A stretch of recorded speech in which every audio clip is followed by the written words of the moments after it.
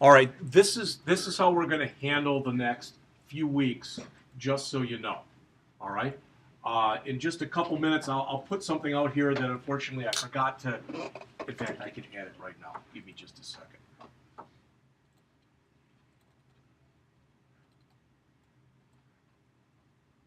Love technology. Right, it's like totally rad.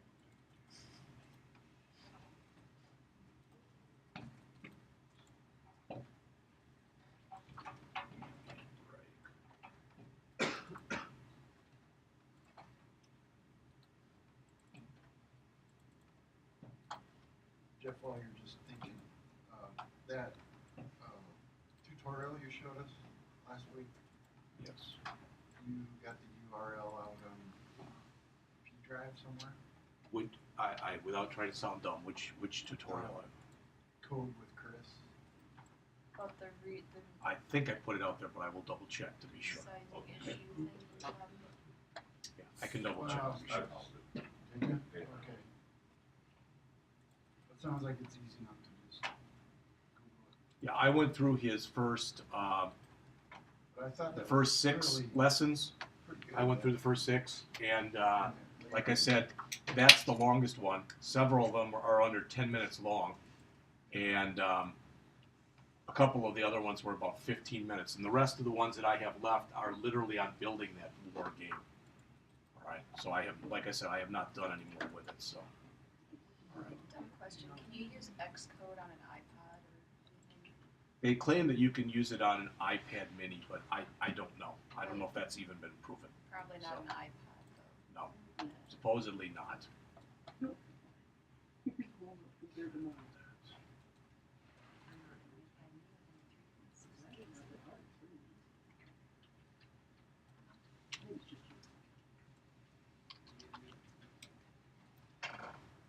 Apologize for this, but I want to, while we've got time, I want to do this.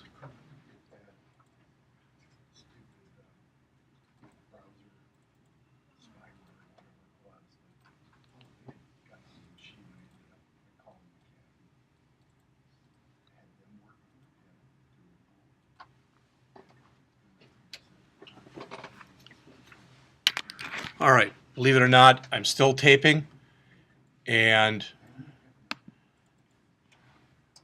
I want to bring this up.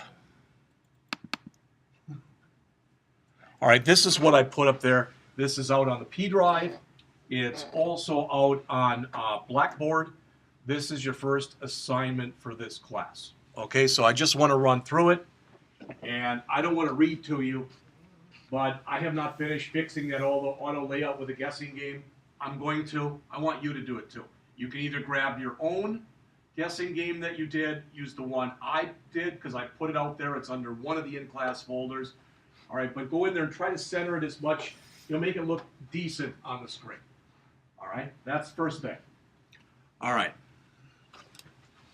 And then the actual assignment, what I'm going to want you to do are 2 programs.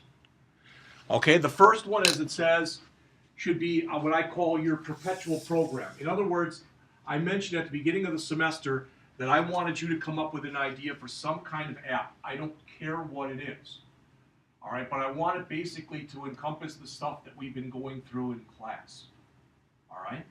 And like I said, I don't really care what it is, especially like, for example, for Anders here. If there's something he can do that'll help him on his job, that's perfect. If there's something that you can do that somebody else can use, that's perfect. All right? To me, it's much better when you're using something that'll actually have some use when you get done with class. All right? But let's face it, not to be funny, but like the miles per gallon thing, you're probably not going to do much with it after you leave the class. And my guess is if you had a miles per gallon thing, if you went out to the App Store, there'd be several hundred of them out there already, including a lot of free ones. Okay? The second program I want you to do is I want you to try to create your own calculator. And I'm making it open-ended. In other words, you can make it as simplistic, or you can make it as either as simple as you want or as complex as you want, and as you have the time for. You all know this, right? I can't do this because I don't have Windows up right now. But if you go out to Windows, you know what the standard calculator looks like, correct? You may or may not know it, but if you there is a menu by that calculator that you can change it, and it'll go from standard to scientific, and it'll immediately go from portrait to landscape mode. That's what I'm working on. All right? Will I get it done? That's what I'm working on. Okay? But whenever I get done, I'll share that with you. What I'm basically trying to do is mock what Windows does, but just to put it into my own little app. Will it be as good? It'll be as good as I have the time to do it. All right? And we'll look at that, but that won't be till after the break. And then I'm going to show you another way. All right? And I didn't even know whether to tell you this or not. And I'll tell you this, and you go, don't worry about it, Jeff. I don't have the time. I've been taking a class unofficially through Stanford. I went out there and I've joined their study group and everything. And this is one of the things that they've been given. Now the people in this class, the guy's interesting. He doesn't have any notes, so he speaks totally off the top of his head, which is really cool because you could tell that. My guess is he doesn't do anything but teach Swift because it just flows off his tongue. All right. First of all, I'd never seen Stanford before, and that's how they show it with a panoramic view of Stanford. Kind of puts BTC to shame a little bit, but But where are we doing our entrance next year? Oh, okay. There you go. then it'll be pretty similar then. But he has you build in there, not a calculator like I'm talking about, but what he has the students do for their first assignment is they create what's called a stack operand calculator. And if you don't know what that is, for instance, let's say I wanted to put this, what I wanted to do is to say 6 plus 3 times 8. Okay, something like that. Okay, then I would say 6, 3 plus 8 times. Something like that. That's the way that you would put it in. So I'm going to show you that because what he has shown, much better than what I think the Apple manual has shown, is he takes this and he writes a bunch of routines, but he keeps collapsing the routine and collapsing it until it's unbelievably small. And he does it through the use of closures. All right? And I don't think that Swift manual that I gave you did a really good job of explaining closures. I thought he did. All right? So I've been looking at his stuff. Like I said, you're welcome to go out there. I can show you where it is. All right? But it's very interesting stuff. And his lectures are typically they're about an hour and 10 or an hour and 15 minutes. So I take it the class is about an hour and 20 minutes long, and then he just stops. All right. The bad thing is that I've been trying to talk to some of these people. Nobody really gets back to me. He's got slides and he's got homework assignments. I can't get those. So you can, through iTunes, I can watch the lectures, but I can't get his assignments and I can't get his slides. If I can get that stuff, I'll throw it out there on the system. I'm not claiming it's mine. I'll put it under something that says Stanford. All right. But to go on then, program should be a calculator. Make it as simple or as complex as you want. This should be your own work. Just for the hell of it, I went out there and I Googled Swift calculator. And there's 5 or 6 out there that are actually pretty decent. Can you get the assignment done that way? I suppose you can. All right, but I said you can make it as simple as you want to make it. Literally, when you think of some of the simple calculators that we made, that we did pretty much at the beginning in the VB.NET class, for example, or whatever the class was, it was C# or whatever you took, we made some pretty simple stuff. And you can even do it like that if you want to. All right? Now, as far as what this stuff is to contain,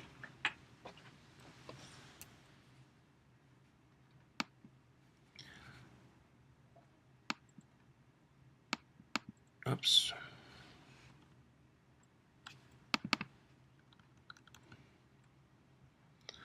I'm not going to read to you. Stuff out of Chapter 2, stuff out of Chapter 3, stuff out of Chapter 4, stuff out of Chapter 5. We're going to go over Chapter 4 right now. What I've decided to do is I want to minimize the amount of lecture I give you for the rest of the semester. So what I've been doing is I've been taping lectures. All right, I started with Chapter 3. I've got 2 parts of Chapter 4 done, and they're out there on the system already. All right, some of you heard about my trials and tribulations with the sound on the machine. It appears to be working okay. I hope to, if I have time, I'm going to do part 3 of that today, and if I have enough time, part 4 and be done with that. Then I want to come in here tomorrow morning and Thursday morning and do Chapter 5. So if I can keep up with that type of thing, what that would mean is By the end of this week, I'd have Chapter 4 and Chapter 5 done. That's this week. Next week, 6 and 7. The next week, 8 and 9. The next week, 10 and 11. Why am I showing you that? Because that puts us at break. All right? Then ideally during the break, I'd be able to do a few more of these during the break. If I fall behind, I hope to be able to catch up during the break. All right? Now, I'm not saying I'm never going to lecture, but I want to take a different track on this. Because to me, when we sit there and we're kind of struggling along, for lack of better words, I'm doing something with you and it works or it doesn't work, etc. We can spend 2 hours and it's almost like we're running in sand type of thing, or we're getting very little done. So, what I want to do, let me close this one.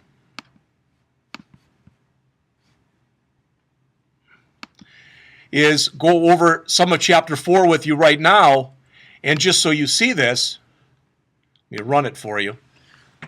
It's got some different controls in it, but much of the chapter explains what's in your object library or in your inspector area right here. So for instance, if you bring up one of these controls, even something as simple as a text box, it explains what every option is in here. I mean, it is unbelievably thorough.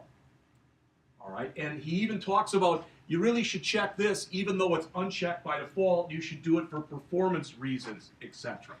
So I'm not going to take the time to go through all that stuff with you because, I mean, for lack of better words, that's just kind of silly to do that. We've got, I think, better things to do. All right, come on. Come on. Come on. Come on. All right. This is the app for this chapter. This right here is an image view control. First thing he does is he has you bring in an image view control. And he says, when you drag an image view control out by default, as soon as you put it on the screen, it's one of those controls that thinks you want a background image for your app, so it takes up the whole screen.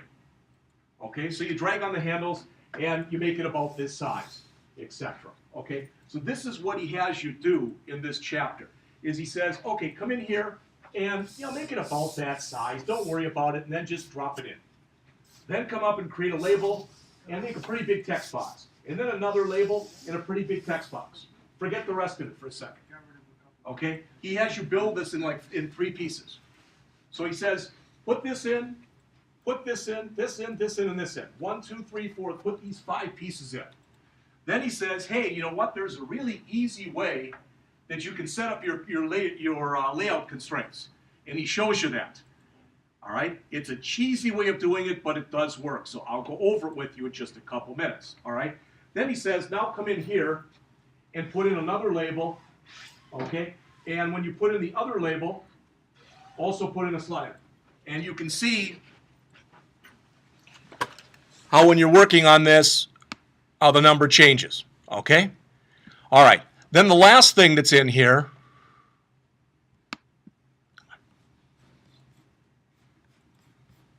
it doesn't matter whether I move up or down, I can never move the darn thing. There we go. Thank you.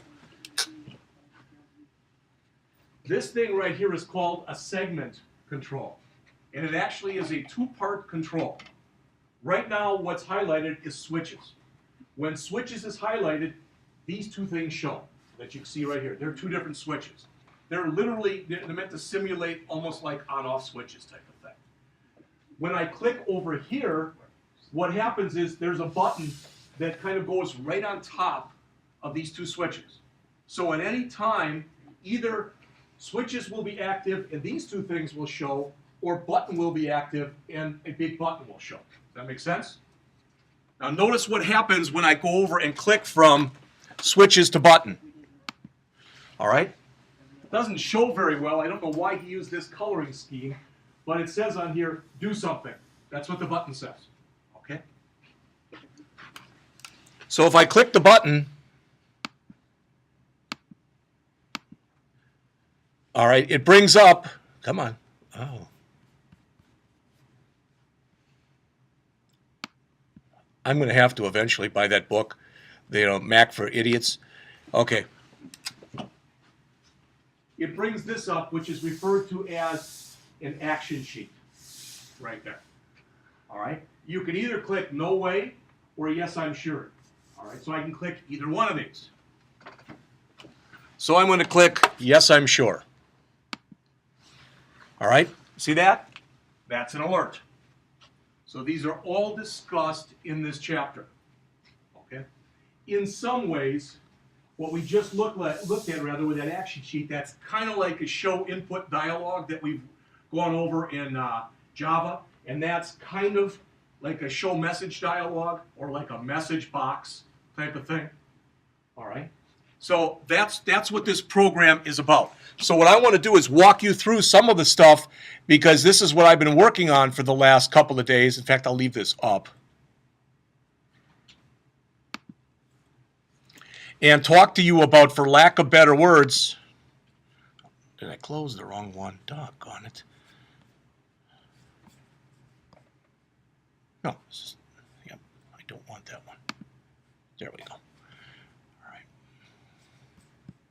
So talk to you about some of the trials and tribulations, for lack of better words, that I went through with this. All right? And I'll be honest with you. I'm having problems with the taping just because of my sound and stuff, but I enjoy doing this. All right? The bad thing was, yesterday, I don't know what it is, but we found out we have an extra CO2 alarm in our house that we didn't know about. We found out about it because the batteries were running out and it kept beeping every 30 seconds. And literally, it scared the hell out of my dog. And I didn't realize that's what the problem was. So I kept taking her outside because she kept running to the door and she wouldn't go. And I took her out for 20 minutes and she still wouldn't go. And I brought her in, and my one daughter comes home, she goes, "It's the alarm. It scares her silly." So that's what it was. So I couldn't tape, all right? Because I couldn't get the darn thing off. So I waited till my wife came home and she's like, "Oh, just pop it, just do this." Boom, it came off right away. So she got it to work. All right. So I did do a little bit of taping, but I want to talk to you about some of the stuff that's in this chapter. Again, I don't want to read a lick in here. So it says here, this is what the app looks like. It's not a perfect picture, but it's pretty much what we just saw, okay?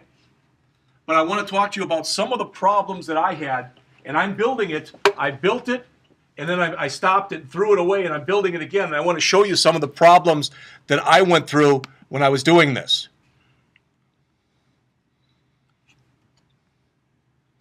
All right, and he shows you that it's going to have the button, and then when you click the button, it says, "Yes, I'm sure," and "No way." And when you click one of those, it's going to bring up the alert, all right? Okay, so he talks here about active, static, and passive controls.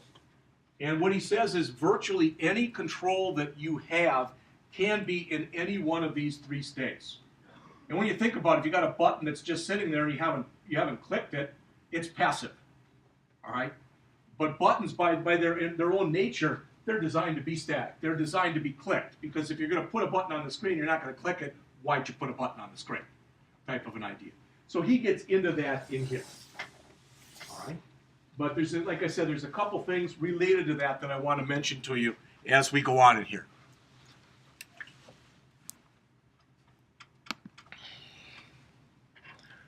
And he talks about the differences between controls in iOS and those on a Mac. Sorry, there's not enough time to go through that kind of stuff. So he says, let's fire up the machine. Let's come in here. And the first thing that he does is he says, okay, once we start, let's open up that folder. Bring this back. He said the first thing that we're going to do is we're going to open up this folder right here. And I've been calling it XC Assets. It's usually just called the Assets folder. For lack of better words, that's where you put your images, okay? And if you look in there, now right now you don't really see anything.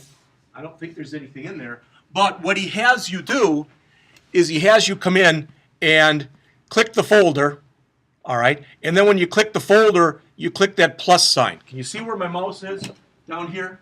Because there's two plus signs. No. There's two plus signs. If you click this one right here, and you choose New Image Set, then notice what comes up here. Okay? Because what is included here are these Apress logos, and there's 3 files. There's apress_logo.ping, apress_logo2x.ping, and apress_logo3x.ping. So you put the regular one here, the 2x one here, and the 3x one there. Then when you run the program, based on the type of device that you're using to run the program, it picks the one that it considers to be the best one to pick. All right? And that's what he explains in the book here. He goes through all the steps, you know, basically of what you do and how you do it right in here. So I'm not going to go through that with you, but I'm just telling you that's what he shows you how to do. All right?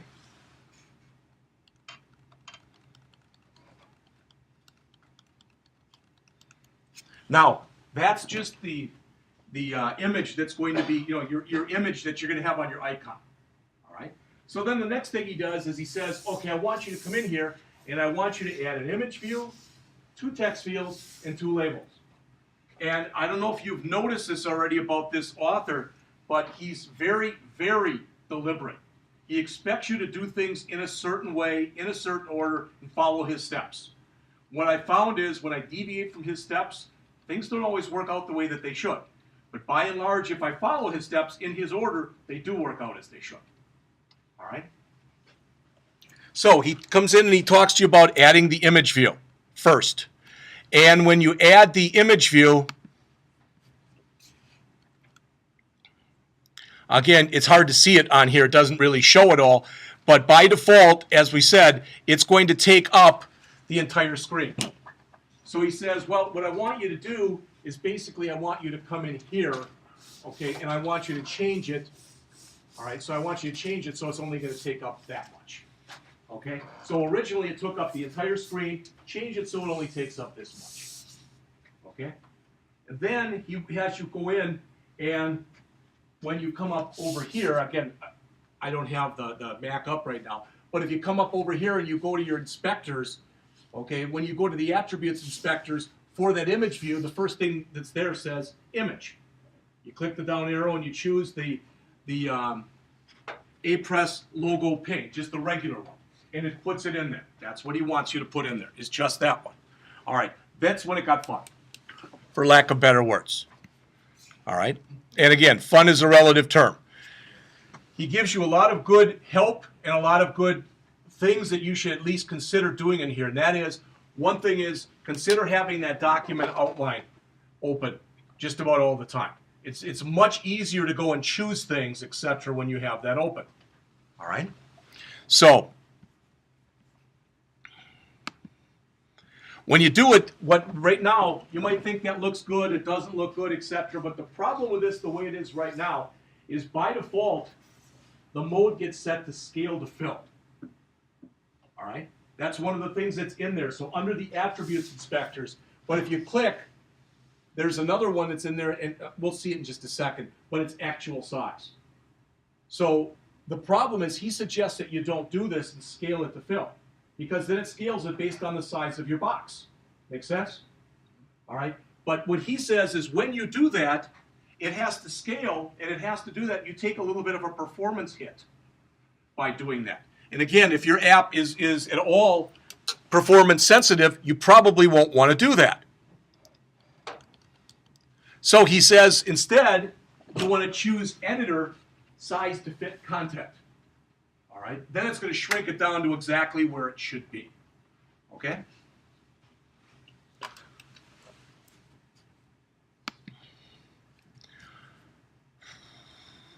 And he tells you to do a little bit, you know, he says, let's go in here, let's do an editor align, horizontal, center, and container. Remember the align? We've got those 4 things that are down here. The little thing looks like a box, and we got the pin, we got the other one, and the other one. That's this one right here. And there is a button in there that says align horizontally. If this is your screen, and you put a control out here, right there, and you tell it to align horizontally, it should take right where it is, and it should put it so it's right in the middle. That makes sense? But a lot of people make the mistake of aligning, I've aligned it horizontally, I better do it vertically too. Then it tries to put it right there. And the problem is if you've already got a control right there, it's going to put it right on top of it, and you're going to have ambiguous constraints. And it's going to be screwed up very quickly. All right, so you quite often want to horizontally center, but you don't as often want to vertically center. All right? So ideally, when you get done and you've resized it, it's going to look more like this. What I ended up doing in here was following his instructions, but I still had problems. Because with one of the next things that it's going to tell you to do in here in a couple pages, it wouldn't let me do it. It grayed out and he says, and if you have a problem with this, do this. I did it 12 times and it never changed. So I took it wasn't going to change until I got in this morning and it wasn't grayed out anymore. All right, but I'd already reset my constraints, so it screwed everything up. All right.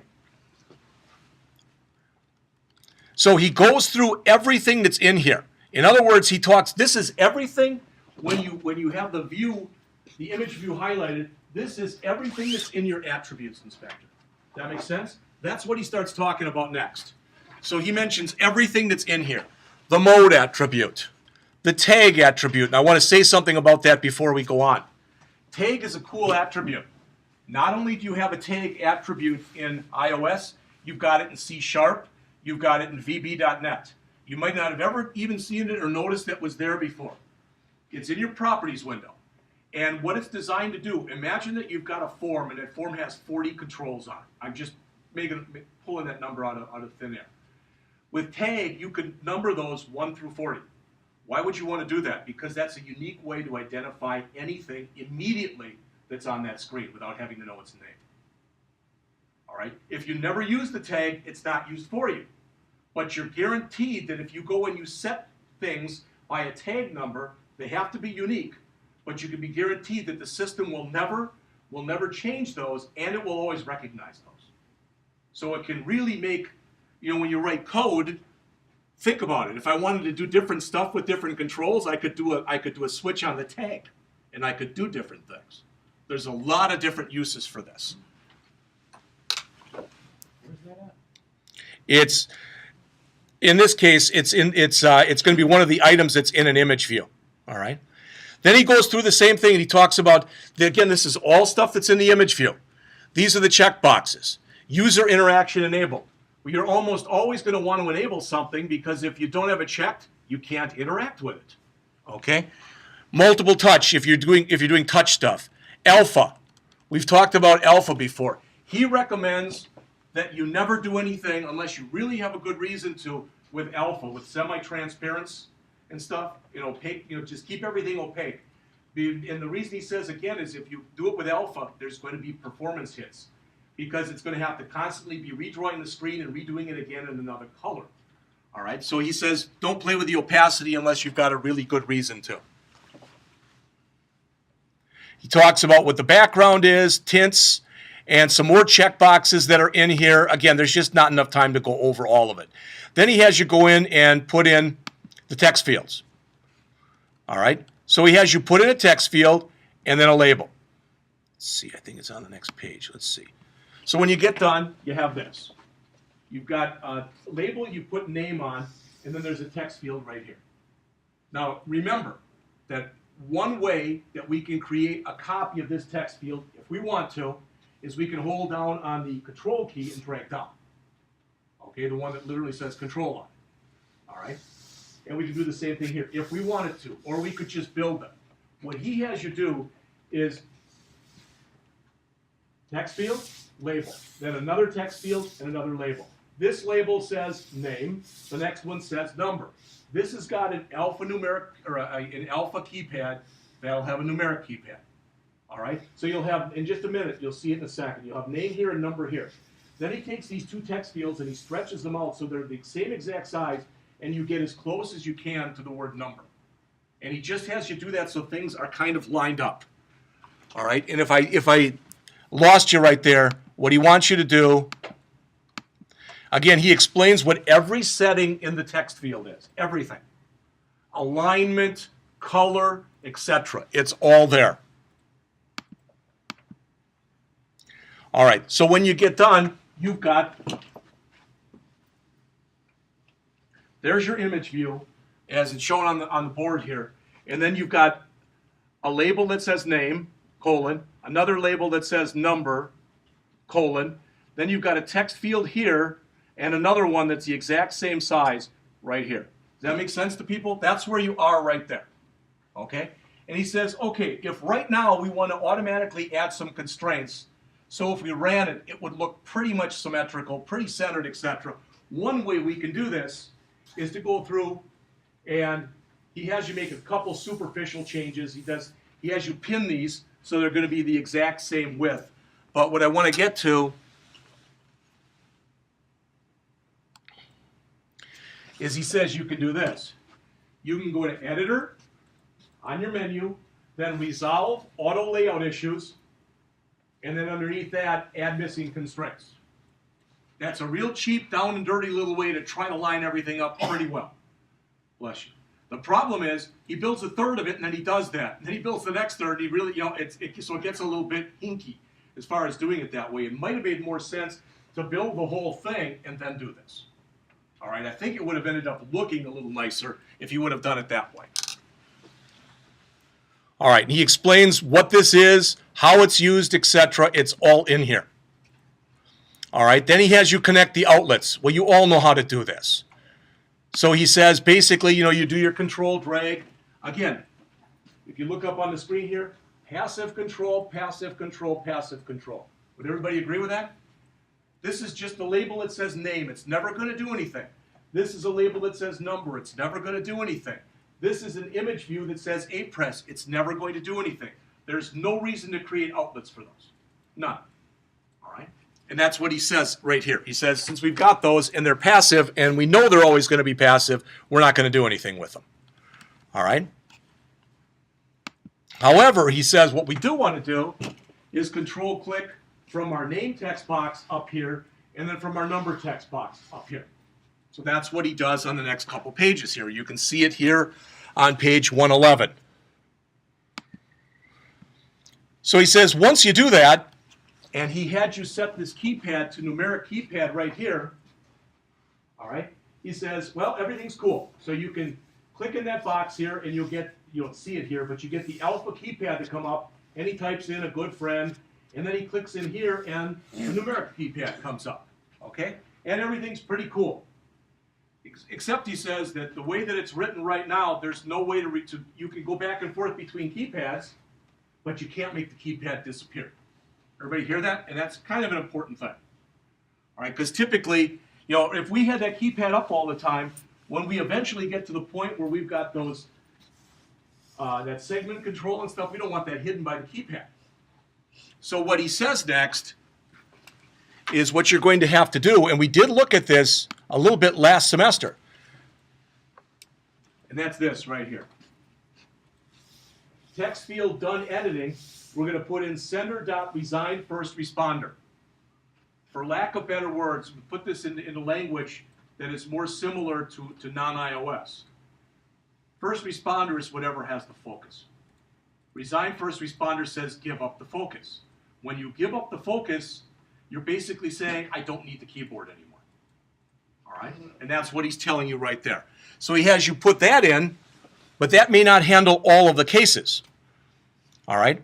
So he does something, and you'll see this a lot in apps. And right here it says touching the background to close the keyboard. All right? And I want to try to explain to you real quickly what he means. You know that at the top, so if this is our app, that at the very top here, we've got these three things. That one's the view controller. That one right there is the first responder. And that one right there is exit. Okay, everybody cool with that? Okay, so what he has you do is he has you go in here, and I want to make sure I'm saying it right. Okay.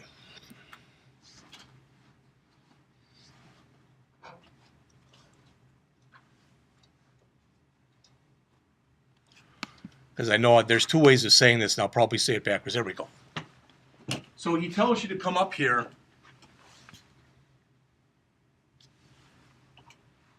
Okay, and he says he wants you to drag down. So what's going to happen is you're going to end up opening one of the inspectors here, and I'll tell you how in just a second. But this, you can't see it very well, but this isn't touch up inside like we usually use. I believe it's actually like touch down or something like that. And you drag from here over to here. What's going to happen when you do this and you set this up is you're telling the system now, if I click on any spot on the screen that doesn't have a control in it, call that first responder, resign first responder method. So make the keyboard go away. So I want to be able to click any place in here and have the keyboard go away. That's what he has you set up on pages 114 and 115. All right. The first thing that you have to do in here is you have to highlight the entire thing. You have to highlight all of it. So you go into the document outline and where it says view, you click on that. You've seen this before, how it all gets blue. All right. Then you go into your inspector over here, and it'll say the class that it's using by default, which is UI View Controller. You change it to UI Control, which means that any control that's in here, you want to be able to react to that. That's what's going to bring up this thing. And then you find in here the method that's, yeah, it is touchdown. It sounds funny. But the touchdown, and you drag it over. And ideally then, when you do that, now you're able to close the app from anywhere.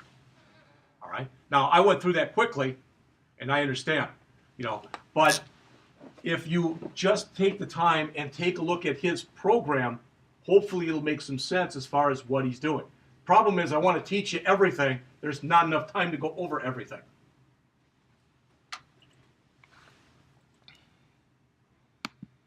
All right, so next he has you come in and add the slider, and he has you put it way in the right-hand corner, right here underneath the label, underneath the text field. Then he has you drag it over almost all the way because he wants it to be nice and big. All right, he talks to you a little bit about the stuff that's in the slider.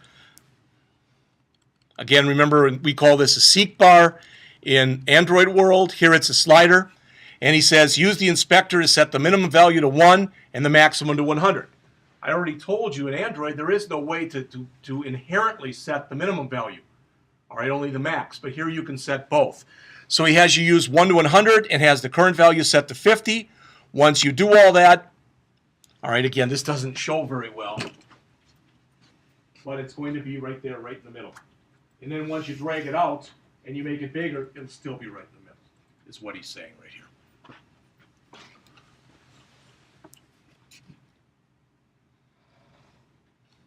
Then he has you come in and add some more constraints. So he says, this time select the view controller icon, and again, do what we did before. Editor, resolve, auto layout issues, add missing constraints. All right, and you do this a couple times as you're going on in here. So ideally, when you get done with that, you're now 2/3 of the way through with this. When I say 2/3, 2/3 of the way through with implementing your interface. You remember all the stuff that was in there. So now we've got this, and he just had you add a label here that's got the value of your slider. So there's a label here. And then over here, you've got your slider. All right, so when you get to that point in the book, page 119, that's where you are. All right. So then he says, let's add the actions and the outlets. Okay, and not a big thing. And the slider changed. Those of you who were in the class last semester, not all of you were in it, I know it, but most of you were. We did that bullseye game. That's the same thing we did. So he's going into the slider changed method, and he's grabbing that amount, and then he's putting it in to that slider label. So that's going to put it into here. So if I'm right in the middle, that should say 50. Okay? And he explains in some depth and breadth of coverage everything that's going on here when he's doing this. All right, then what's left here on page 120 is the last part of it. As he says, whoops, implementing the switches, the button, and the segment control. So again, we want to put that segment control in here. That's that thing that looks kind of like this. And it says, I don't know which was first, I think switches. So switches and buttons. And our switches are over here. And if we click switches, that's what's going to show. If we click button, that'll be overridden by our button. Yes. And that segment control, can you have more than 2 items? To my knowledge, you can. All right.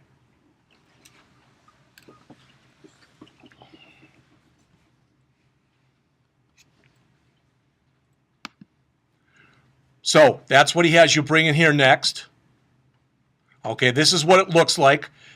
And then you come in here and you add this segment control right here. All right, you change that so that switches and that's buttons. All right. Are you asking in here or are you asking down there? Yeah. I haven't seen it, but I have no reason to doubt that you can.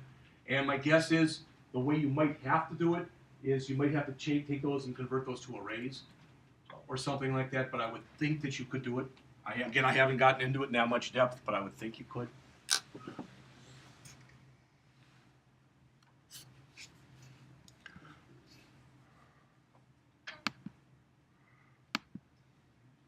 All right, after you do that, he has you put in the 2 switches. So there literally is a control over there that says switches. Put in the first one, you drag it all the way over to the left. You put in the next one, you drag it all the way over to the right. Boom. Okay?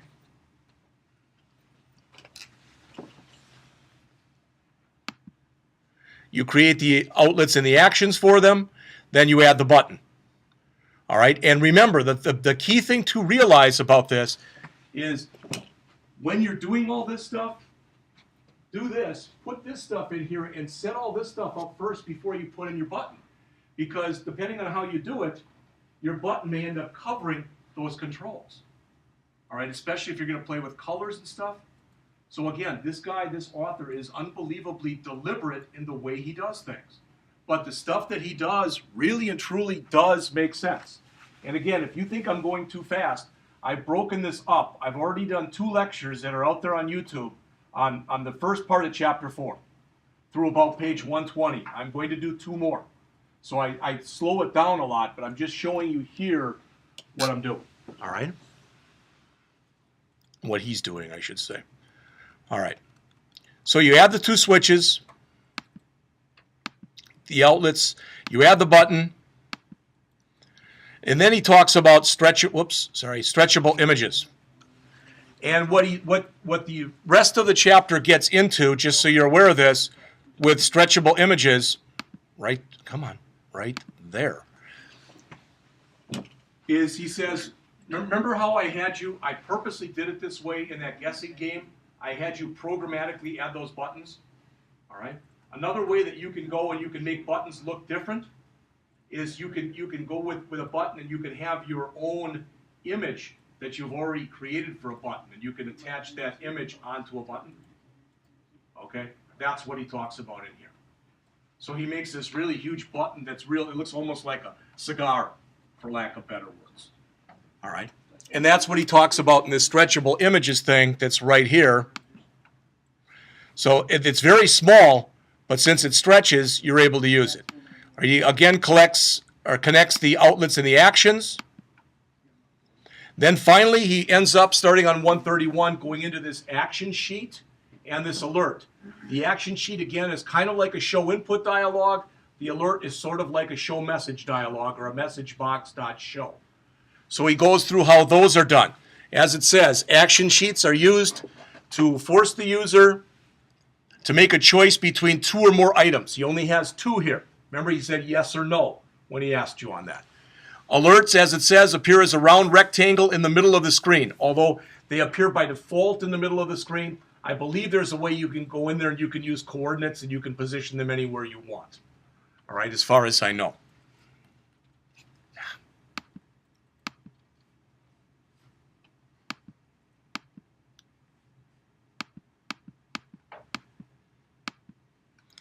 He gives you the code for doing this, for setting this stuff up. One thing hopefully you're starting to notice when you look on here, he uses let a lot. He uses let a lot more in this book than he does var. Remember the difference between them? Let's a constant, var is a variable. And what he's saying is if you've got something you're putting in there that's not going to change after you put it in, make it a let. Because it allows the compiler to do even more optimization and run even faster by doing it that way. All right? So he gives you the code for that, for both of them or all of them. And that's what you're going to have when you get done. And then he shows you how to show the alert. Again, I will be going through all this in a lot more depth and breadth of coverage. All right. Now that was quick. I understand that. And normally I'll take 2 hours to do this, but I took 1 hour today. And the only reason I did was so I could start watching that thing that starts in 6 minutes. All right. So it'll be lab Thursday. Next Tuesday, I'm going to go over what he's got in Chapter 5, which is on, as you see, rotation and adaptive layout. All right. And then next Thursday will be a lab. So we're going to have Thursday lab for the rest of the semester and Tuesday lecture. Especially for those of you, if this is your only class, or if you want to be able to adjust your schedule accordingly. Some of you are like, oh, hell, it's lab. I'm not coming then. Well, just remember, unless you got a Mac at home, this is going to be your time. So what, we're in week 5, something like that? So we've got 13 more Thursdays. I'll take your question in a sec. We got 13 more Thursdays. So half of those, or all 13 of those, are going to be lab. So again, when people say I don't have enough lab time, I don't know how to give you more than that. Yes. Okay, what if, like, because there's limited laptops, so, like, we're all kind of partnered up on them.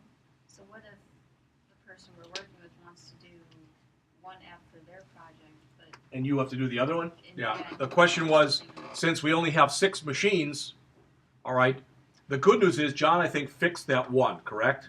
All right. So we actually have one more than we had before. All right. And normally, we don't have everybody here. Whether that's a good thing or a bad thing, that's normally the way that it is. So we can do it on a first come, first serve. All I can tell you is, let's say it's you and Mark, okay? And let's say we're going to have lab in both classes, an Android and an iOS. Then maybe you guys make a deal where you go, Mark, I'm going to take I'll do the iOS from 1 to 3. You can have it from 3 to 5. All right. That's about the best thing I can offer you. Again, I asked Tammy today. She's going to ask Gina to give John and Mike keys. That means anytime they're down here that I'm not, they'll be able to have that open for you. All right. Any other questions? All right. So I'm going to stop this, and hopefully it taped okay.